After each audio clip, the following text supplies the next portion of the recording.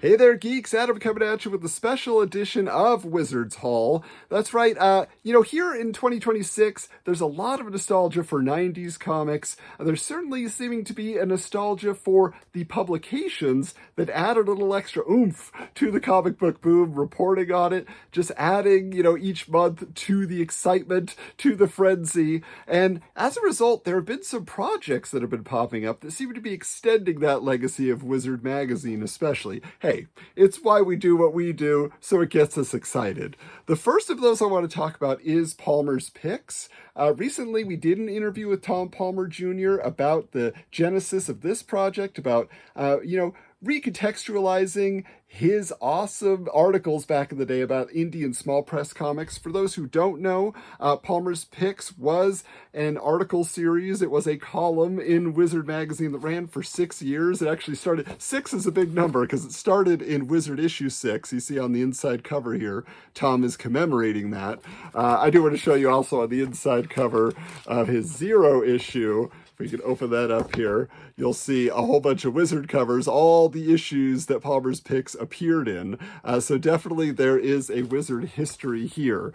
But what Tom has done is he has taken these articles and ahead of his original write-ups that are being reprinted in a reformatted concept, he is giving context, because his first 2 subjects, that he was exploring, giving people a chance to see non-superhero books, books being published independently or at least creator-driven projects outside of the big 2 that weren't just, tights and capes, was Neil Gaiman and Dave Sim. Now, those are 2 names which, as the years have gone on, certainly mean different things now than they did back in the 90s. And so you get an essay ahead of time, kind of catching you up on where they're at now, and also, what their work meant then, has it carried on, so on and so forth. And so it's a beautiful, beautiful magazine. Let's just say that to begin with here. Look how glossy that is. I thought it was going to be Wizard Magazine size or comic book size. No, I mean, this is a beautiful, beautiful thing.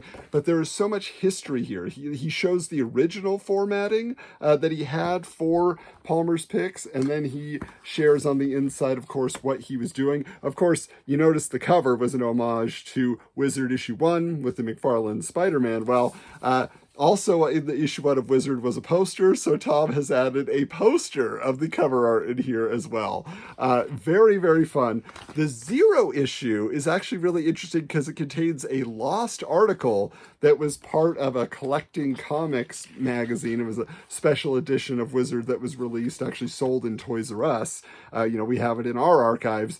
But there was an article on indie comics which really didn't fit, like, they don't make action figures about indie comics, right? Or at least originally they didn't. I mean, that's starting to become more of a thing, possibly, as action figures proliferate. But anyway, I have to sing the praises of this project. The first issue, if you look here, it just has 6, 7, 8, 10, 11, and 13. So, it appeared in most issues of Wizard, not all. But what he has done here is he has included some of these articles in each, subsequent issue of Palmer's Picks.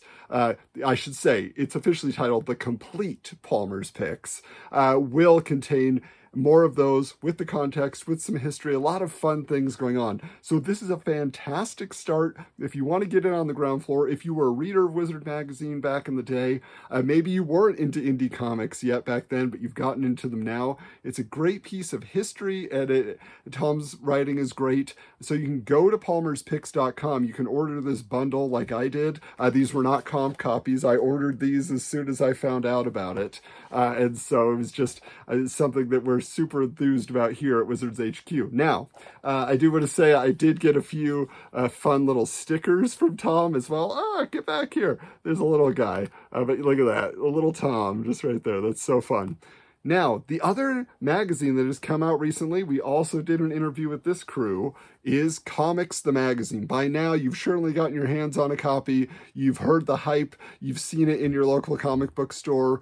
This magazine delivered everything they promised, okay?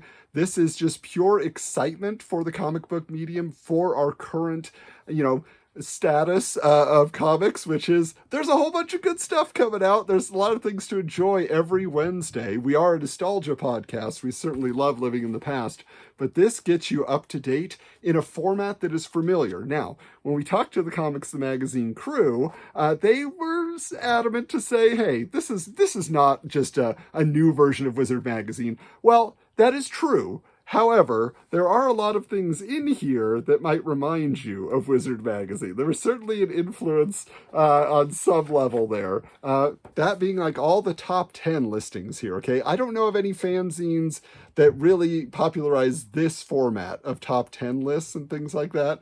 So that is definitely from Wizard. There is a price guide. However, as I say, it reflects the current landscape of comics.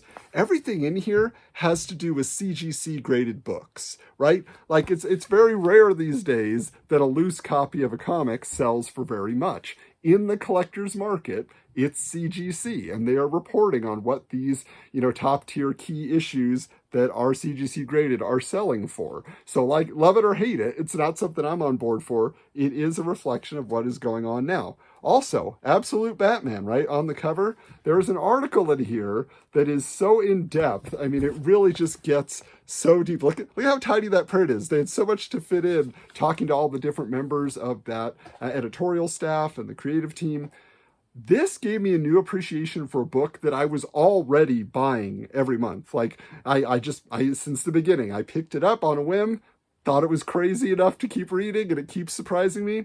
And so, there was so much care and thought that was put into making this book a reality, and now I realize that, which is something that Wizard Magazine did back in the day so often, these kind of candid conversations. It wasn't all just hype and the bottom line and all of that. I do want to say they also have a section here that is about recommendations for books that are coming out. And I did pick up a couple of the books based on their recommendations here. So, for example, hey, look, there's our ad right next to a pick for Tigress Island, which is a super fun, just like exploitation, silly adventure comic, but it was a ton of fun. I grabbed that, put that on my pull list. The first issue of Batwoman coming back, Greg Rucka writing that again, right? And also this Kato 84, which is this Usagi Yojimbo set in the 80s, kind of Miami Vice style cover by Jim Rugg is the variant that I picked up. Speaking of Jim Rugg, he has an article in here which does a timeline of fanzines, of comic book fanzines. Wizard Magazine certainly was not the first, and as we can see now, it is not the last, although they give it its due here for sure. That gets shouted out, of course, Jim Rugg did. Cartoonist Kayfabe, where he covered many issues of Wizard Magazine for a long time. So this is something where it covers so many bases, but most of all, it's fun. I should say the letters column, it's the first issue, so they don't have any letters yet.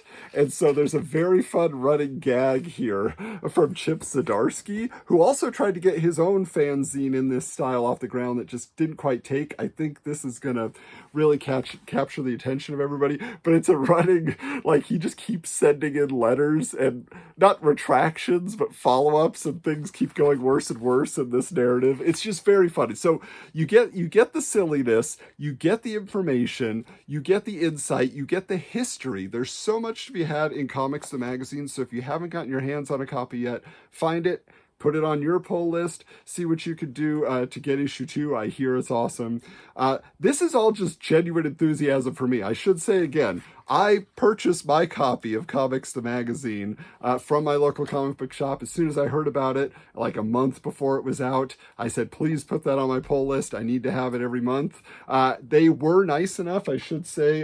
Gabe and Adam and Joe and Blake, the team over there at Comics the Magazine, sent me a couple comp copies after the fact. So I feel very fortunate to have a few extra copies of this that I can share with other people. This is an exciting time to be a fan. It's an exciting time if you loved Wizard Magazine, and the people have been asking, when is Wizard Magazine coming back? Well, guys, It is. Right now, this is Wizard Magazine coming back, the closest we're going to get in this day and age. So I say enjoy it, embrace it, and there certainly is more to come here on our YouTube channel related to Wizard Magazine, so stay tuned. Make sure that you're subscribed here, but also go check out our main podcast, Wizards, the Podcast Guide to Comics, where we cover every issue of Wizard Magazine. Right now, we're just entering the year 2002, but that means we've covered all of the 90s, we've covered the early 2000s here, and so 375 episodes over that you can actually go and binge with behind-the-scenes interviews with the people who made Wizard Magazine, including Tom Palmer Jr., who we interviewed years ago before this project came out,